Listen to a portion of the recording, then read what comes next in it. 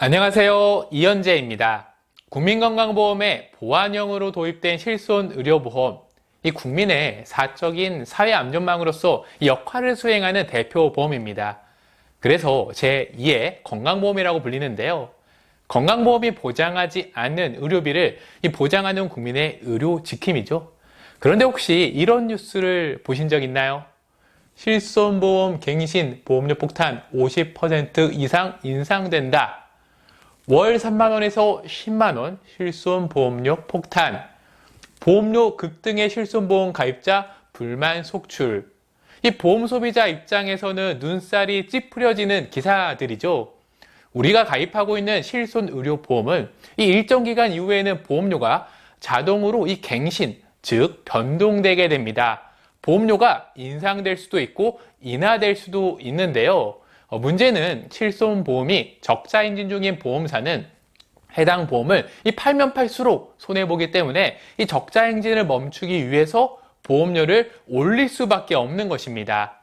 결국 매년 거듭되는 인상으로 경제적인 부담이 되는 실손보험료, 폭탄갱신을 대비할 수 있는 전략이 있다고 하는데요. 지금부터 차근차근 파헤쳐 보겠습니다. 먼저 실손의료보험, 지금부터 줄여서 실손보험으로 부르겠습니다. 실손보험은 보험 대상자가 병원 치료 시 부당한 의료비의 일정 금액을 보상해주는 상품입니다. 실제 발생한 의료비를 초과해서 보상해주지 않지만 몇 가지의 보상되지 않는 치료 항목을 제외하고 모든 의료행위에 대해서 보장해 줍니다. 경미한 치료부터 중대한 치료까지 보장 범위가 너무 넓다 보니 보험사 입장에서 상당히 골치 아픈 보험입니다. 보험 가입자에게 유입되는 보험료보다 지급되는 보험금이 많을 수밖에 없는 구조의 실손보험. 보험사가 걷어들이는 실손보험의 총수입 보험료보다 실손보험에서 지급되는 총 보험금이 크다면 보험사는 적자인 거죠. 이 적자를 메우려면 보험사는 보험료를 당연히 올릴 수밖에 없는 거죠. 조금 더 자세하게 보험 손익을 계산하려면 보험 소비자가 보험사에 납입하는 보험료 수익을 지급보험금이나 손해조사비로 발생하는 손해액과 보험계약을 유지하고 관리하기 위해서 사용한 실제 사업비를 비교하면 됩니다. 그래서 실손보험의 손익률을 계산할 수 있는데요. 보험사가 적자인지 또는 본전인지 아니면 흑자인지를 파악할 수 있습니다. 발생 손해액과 실제 사업비를 합산한 금액에 보험료 수익을 나누면 되는데요. 영업수익률이 100%보다 크다면 적자입니다. 100%라면 본전인 거고요. 100%보다 작다면 흑자입니다. 결국 손익률이 100%보다 커지게 되면 보험사는 적자를 줄이기 위해서 보험료를 인상하는 것입니다. 실손보험 손익률을 관련해서 금융감독원에서는 2020년 실손보험 사업실적을 발표하였습니다. 실손보험은 판매 시기와 보장 범위에 따라 1세대, 2세대, 3세대, 노후 유병자 실손으로 나누게 되는데요. 그래프를 보시면 1세대 실손보험의 손해가 제일 높고 2세대, 3세대로 갈수록 손해가 줄어드는 것을 확인할 수 있습니다. 그런데 여기서 잠깐 1세대, 2세대, 3세대 실손보험에 대해 모르시는 분들을 위해서 세대별로 실손보험의 특징을 알려드리겠습니다. 만일 여러분들께서 2009년 10월 이전에 실손보험을 가입하셨다면 1세대인 구실손보험의 가입자입니다. 그리고 2009년 10월부터 2017년 4월 이전까지 실손보험을 가입하셨다면 2세대인 표준화 실손보험을 가입하신 거고요. 2017년 4월부터 가입하신 실손보험이라면 3세대인 착한 실손보험을 가입하신 겁니다. 참고로 고령자가 가입하는 노후실손보험은 2013년 8월부터 출시되었고요. 병력으로 실손보험을 가입하지 못하던 유병력자가 가입할 수 있는 유병력자 실손보험은 2018년 4월부터 출시되었다는 점 알아두시기 바랍니다. 자, 그렇다면 세대별로 이 손익률이 차이 나는 이유는 무엇일까요? 그리고 1세대 실손보험이 가장 손해가 높은 이유는 무엇일까요? 정답은 보장의 차이로 발생하는 문제입니다. 실손보험은 이 실제 발생한 의료비에서 우리가 부담해야 하는 금액을 제외하고 보장을 받게 됩니다. 이를 본인 부담금 또는 자기 부담금이라고 부르죠. 결국 본인 부담금을 제외한 나머지 금액이 우리가 받게 되는 보험금인 것입니다. 동일한 의료 행위더라도 이 본인 부담금에 따라서 지급되는 보험금이 다르고 지급되는 이 보험금의 차이 때문에 손해율이 시기별로 다른 것입니다. 그렇다면 시기별로 보장의 차이는 어떻게 다를까요? 먼저 1세대 실손보험의 보장 차이는 생명보험에 가입했느냐, 손해보험에 가입했느냐에 따라서 나뉘어집니다.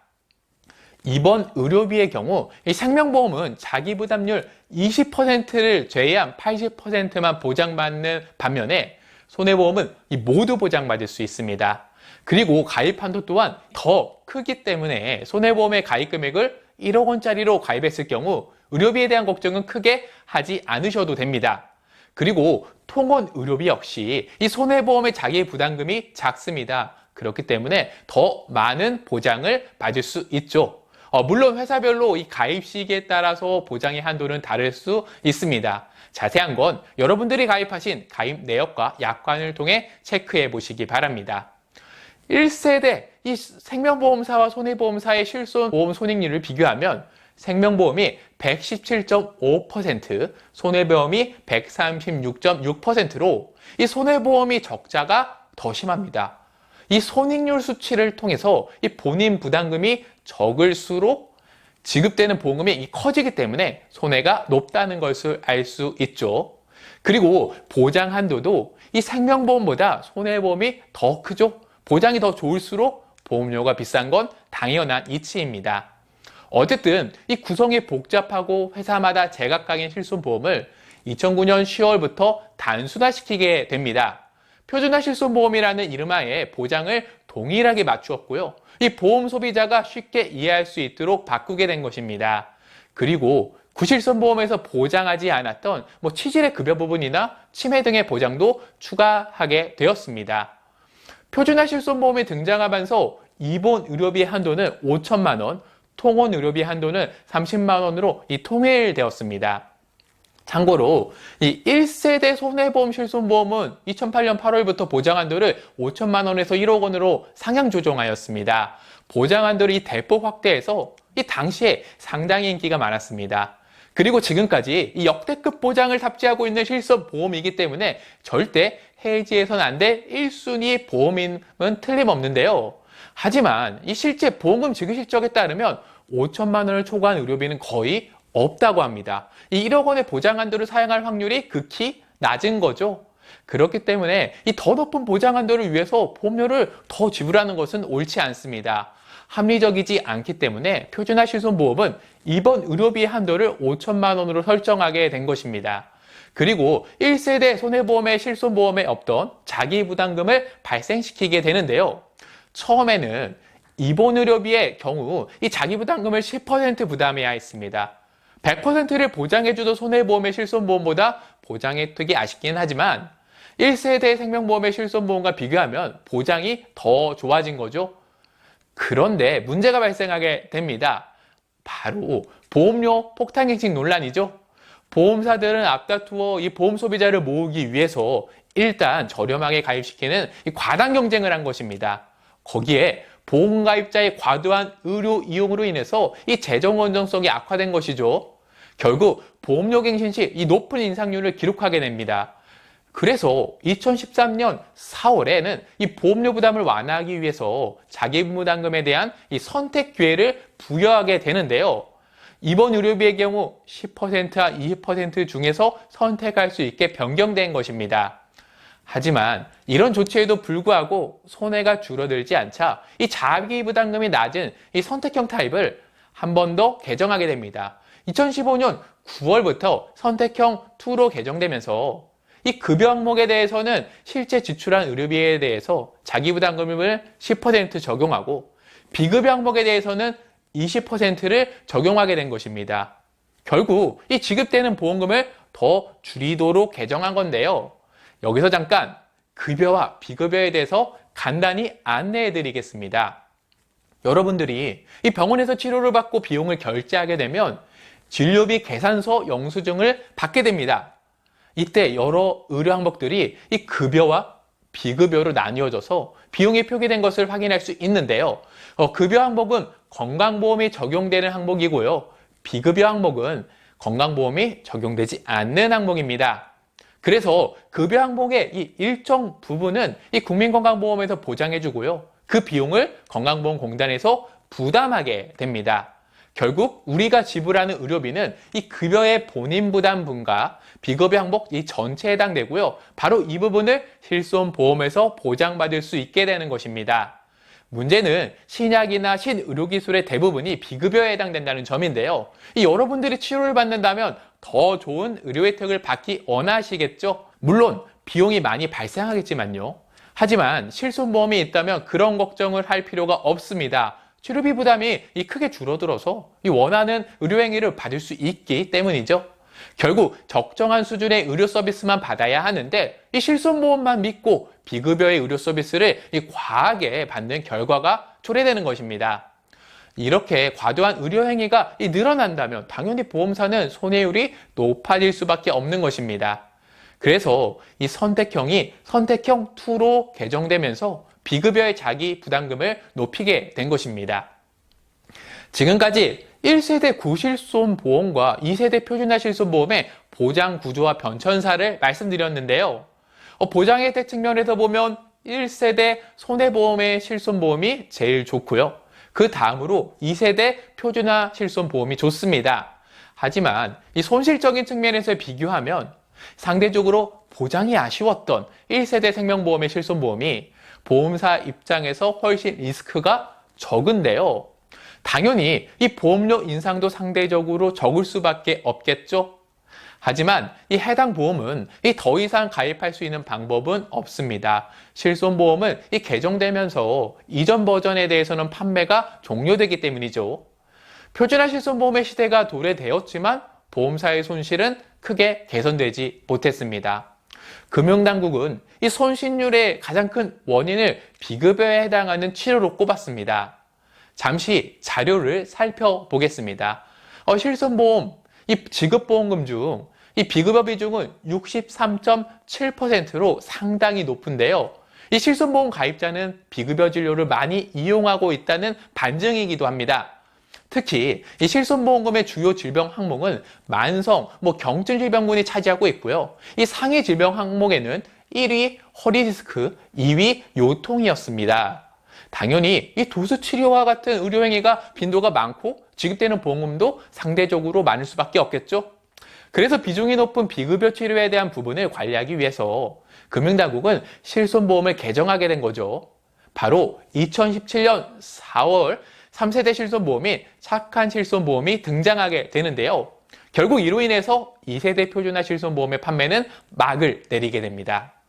3세대 실손보험은 손해율 관리를 위해서 비급여를 특약으로 분리한 것이 가장 큰 특징입니다. 참고로 착하다는 것은 기존의 실손보험료에 비해 보험료가 착하다, 즉 저렴하다는 것입니다.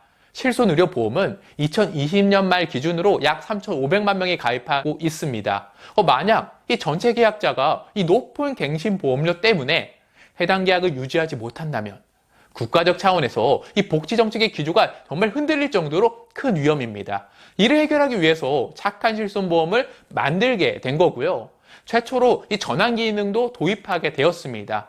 그래서 과거에 가입한 실손보험 가입자도 전환 기능을 통해서 착한 실손보험으로 갈아탈 수 있게 바꾼 것이죠.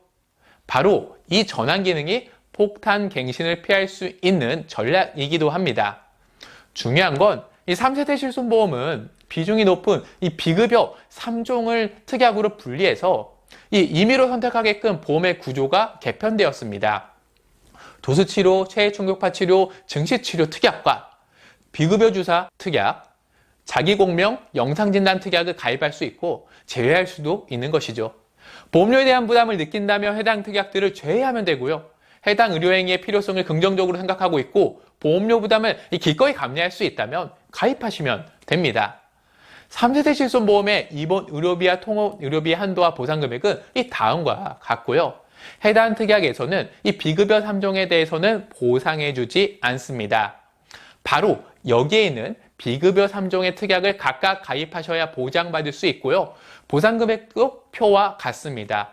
참고로 지급되는 보험금에서 공제되는 금액이 2세대 표준화 실손보다 높아졌죠. 대신에 이 3세대 실손보험은 2세대 실손보험보다 손해율이 낮아지게 됩니다. 지금까지 판매되고 있는 세대별로 실손보험의 지급보험금 비중입니다. 이 자기부담금이 적은 상품일수록 비급여 비중이 높은 걸 확인할 수 있는데요. 자기부담금이 미비한 1세대 상품은 비급여 비중이 64.8%로 가장 높게 나왔습니다. 반면에 상대적으로 자기부담금을 높인 3세대 실손보험은 60.5%죠. 자기부담금이 제일 높은 노후 유병자 실손보험은 46.8%로 제일 낮았습니다. 또한 이 3세대 실손보험은 시기적으로도 이 비급여에 대한 보험금 비중이 적을 수 있는 호재가 있는데요. 바로 건강보험 보장성 강화 정책 때문입니다. 지난 2017년 8월 발표 이후 2022년까지 이 전 국민의 의료비 부담을 평균 18% 정도 낮추는 것을 목표로 진행 중인데요. 이 건강보험이 보장하지 않는 비급여 진료에 해당하는 MRI, 초음파 등에 대해서 급여로 전환시켰습니다. 그래서 이 건강보험 혜택을 적용받을 수 있게 되었죠. 그리고 틀니, 임플란트, 치매 등의 이 본인 부담률도 낮췄습니다. 이외에도 의료비 지원을 통해 이 치료비 중단이나 가계 판탄을 막는 이 정책들을 계속 추진 중에 있습니다. 이에 실손보험을 판매하는 보험사가 반사이익을 보게 되었는데요. 하지만 실손보험의 손해율은 크게 개선되지 못했습니다. 의료기관이 수익을 내기 위해서 또 다른 비급여 진료를 늘렸기 때문이죠. 제 소견으로는 앞으로 이 건강보험 보장성 강화 정책의 후속 조치들이 시행되면서 손해율은 점차 나아지지 않을까 생각이 듭니다. 하지만 이 당장이 중요하겠죠. 결국 금융당국은 한 번 더 개정해서 2021년 7월부터 이 4세대 실손보험을 출시하게 됩니다. 3세대 실손보험보다 4세대 실손보험이 이 자기부담금은 이 해당 자료와 같이 더 늘어날 예정입니다. 그래서 이 4세대 실손보험은 1세대 이 구실손보험 대비 약 70%, 2세대 표준화 실손보험 대비 약 50%, 3세대 사칸 실손보험 대비 10% 정도 이 보험료가 인하된다고 합니다. 그리고 이 3세대까지의 실손보험은 이 급여와 비급여를 포괄해서 보장해주는 구조였습니다. 하지만 4세대 실손보험은 이 급여와 비급여를 분리하게 됩니다. 이를 통해서 이 과다한 의료 서비스 제공과 이용 소지가 큰 비급여 부분에 대해서 보험료 차등제를 적용할 수 있는 기반을 마련하게 된 거죠. 그렇기 때문에 이 비급여 의료 이용량과 연계한 이 보험료 차등제를 도입해서 이 가입자 간 보험료 부담의 형평성 문제를 해소하게 되는 것입니다. 할인과 할증에 대한 이해도를 높이기 위해서 이 적용 단계는 5등급으로 단순화하였습니다. 비급여에 대한 평균 지급보험금 대비 지급보험금이 없다면 할인 대상이 됩니다. 평균 지급보험금 대비 이 지급된 비급여 보험금이 300% 미만이라면 보험료는 유지가 되고요. 그 이상이라면 할증이 되게 됩니다. 할증 등급이 적용되는 가입자는 이 3세대 실손보험 기준으로 시뮬레이션한 결과 이 전체 가입자의 1.8%에 해당된다고 합니다. 극소수에 해당되기 때문에 대다수의 가입자는 보험료 할인 혜택을 받을 수 있습니다. 극소수의 할증 금액을 이 대다수의 가입자에게 할인 재원으로 활용하게 되는 것입니다. 1세대부터 3세대까지의 이 실손보험의 문제점 중 하나는 이 가입자 간 형평성 문제가 심각하다는 것입니다. 일부 가입자의 이 과잉진료, 과다 의료 이용으로 이 도덕적 해이로 인해서 비용이 이 전체 가입자에게 보험료 인상으로 전가되고 있기 때문입니다. 보험금을 한 번도 받아본 적 없는 가입자 입장에서 형평성 문제가 발생하는 거죠. 하지만 이렇게 이야기 드리면 어쩔 수 없이 의료 이용량이 많은 분들은 보험료를 할증하는 것이 불합리하다고 생각하실 수 있지만 걱정하지 않으셔도 됩니다. 보험료 사등제는 필수적 치료의 목적에 급여 항목이 아닌 선택적 의료 성격이 있는 비급여에 대해서만 적용되고요. 지속적이고 충분한 치료가 필요한 이 산정특례 대상자나 이 장기 요양 대상자 중 1에서 2등급 판정자는 적용되지 않습니다. 자, 지금까지 실손보험의 변천사를 통해서 이 폭탄갱신되는 이유를 살펴보았습니다. 결국 이 보장이 좋을수록 보험사가 손해를 보기 때문에 보험료를 인상할 수밖에 없는 것이죠. 그렇기 때문에 폭탄갱신을 피하는 가장 좋은 방법은 반대로 행하는 겁니다. 보장을 줄이는 것이죠. 바로 금융당국이 개정한 새로운 실손보험으로 전환하는 겁니다. 다만 여러분들이 가입하신 실손보험보다 수령할 수 있는 보험금이 줄어들 수 있다는 점은 반드시 명심하셔야 합니다. 구간이 명관인 상품들이 있으니까요. 그래서 많이 여러분께서 향후 보험료 납입하는데 전혀 문제가 없다면 유지하는 게 정답이고요. 걱정되거나 이 자신이 없다면 전환하거나 재가입해야 합니다. 참고로 이 전환하는 경우 무심사로 전환될 수 있지만 과거 실손보험보다 보장이 확대된 부분이 있는 경우에는 해당 부분에 대해서 신규 가입과 동일하게 심사받게 되고요. 혹은 상품 구조로 인해서 전환이 안 되는 경우에는 기존 실손을 해지하고 재가입하셔야 하는데요. 이때 계약 심사를 통해서 거절되는 등의 불이익을 당할 수 있기 때문에 신중하게 알아보시고 결정하시기 바랍니다. 3세대 실손보험 가입자라면 4세대 실손보험으로 변경을 비교해 보시면 되고요. 4세대 실손보험을 주계약과 특약 모두 가입하셨는데 보험료가 부담되신다면 주계약만 유지하시는 것도 방법일 것입니다. 또한 앞서 소개해드린 바와 같이 이 건강보험 보장서 강화 정책에 따라서 이 모든 의학적 비급여를 급여화시키고 있기 때문에 이 향후의 비급여 항목들은 의학적 필요성이 낮은 진료 항목 위주로 구성될 거고요. 비급여를 보장하는 이 특약의 필요성이 크게 없어지게 될 것입니다. 마지막으로 최신의 실손보험 보험료가 가입자 간 형평성 문제의 합리적인 이유를 알려드리겠습니다. 우리가 가입하는 보험은 수학, 확률, 통계적 방법을 활용해서 미래적 상황을 바탕으로 보험의 위험률을 측정하게 됩니다. 그래서 이 보험료와 보상지급금을 결정하게 되는 거죠. 만일 가입한 전체 인원 중에서 보험금을 받을 사람이 많아질 수밖에 없는 상황이라 하면 보험료는 당연히 비쌀 수밖에 없습니다. 우리가 가입한 보험의 가입자 중 건강한 사람이 많을수록 우리 입장에서는 합리적인 보험료를 지불할 수 있는 것이죠. 보험금 받는 사람이 적어야 된다는 말입니다. 판매가 이 종료가 된 실손보험의 경우를 한번 살펴보겠습니다. 더 이상 해당 보험을 가입할 수 없기 때문에 가입자는 증가하지 않습니다. 반면에 이 기존 가입자 중에서 이 보험금을 받아야 할 사람은 점점점 늘어나겠죠. 보험금을 주기적으로 받아야 하는 사람이라면 보험료가 부담되더라도 쉽게 신실손보험으로 전환하지 않을 것입니다. 하지만 반대로 보험금을 받은 적이 없는데 이 보험료가 치솟는 건강한 가입자라면 보험료 부담에 대한 형평성의 이유로 신실손보험으로 전환하는 사람들이 발생하겠죠. 그렇다면 이 판매가 종료된 실손보험은 이 건강한 사람보다 이 보험금을 받아야 하는 사람의 비율이 높아서 보장의 차이로 인한 이 손해율이 아닌 이 가입자의 유병력자 비율에 의해서 손해가 더 악화될 것입니다. 반면에 신실손보험은 이 유병력자가 증가하더라도 이 새로운 가입자가 계속 유입되기 때문에 위험률 관리에 유리할 수밖에 없습니다. 참고로 새로운 가입자는 보험사에서 병력심사에 통과한 상대적으로 건강한 사람들이겠죠. 그래서 이 과거 실손보험은 아픈 사람이 많아질 수밖에 없는 반면에 신실손보험은 건강한 사람이 많아질 수밖에 없는 구조이고 위험률 관리에 합리적일 수밖에 없습니다. 결국 이 보험료 폭탄 인상을 피하고 싶다면 가장 최신의 실손보험으로 전환을 고려하셔야 하는 것입니다. 다만 전환하신다면 포기해야 하는 보장의 혜택이 있다는 점 잊지 마시고요. 보험료 납입 여력과 보험의 혜택을 꼼꼼하게 비교하셔서 합리적인 결정을 하시는 시청자분들이 되시길 바랍니다. 시청해 주셔서 고맙습니다.